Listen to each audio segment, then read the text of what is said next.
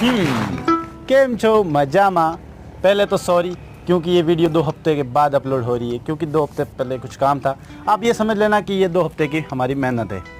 अगर आप ये मेरा चैनल रेगुलर देखते हो तो आपको पता होगा कि मैंने एक यूट्यूब पर वीडियो अपलोड की थी, जो कि बाइक के अंदर हमने पत्थर का टायर लगाया था। आज हम क्या करने वाले हैं, ये है हमारे पास साइकिल, जो कि है गियर वाली साइकिल। इसके आगे वाला टायर है जो कि है नायलॉन का। तो हम करेंगे क्या, इस टायर को खोल के, ये है पत्थर का टायर, इसको हम लगाने वाले हैं। हालांकि ये टायर नहीं है, ये पुराने ज़माने में इस्तेमाल की जाती जो गेहूं है, बाजरी है, उसको पीसने में। हमारी भाषा में इसको घट्टी कहते हैं, आपकी भाषा में क्या कहते हैं कमेंट जरूर करना। और हाँ, अगर वो आपने वीडियो नहीं देखी है जो मैंने बाइक के अंदर पत्थर का टायर लगाया, लिंक डिस्क्रिप्शन बॉक्स में दे रखी, पहले वो वीडियो देखो, बाद में ये वीडियो देखना। तो ज़्यादा टाइम ना गवाते, चलिए वीडियो को शुरू करते हैं।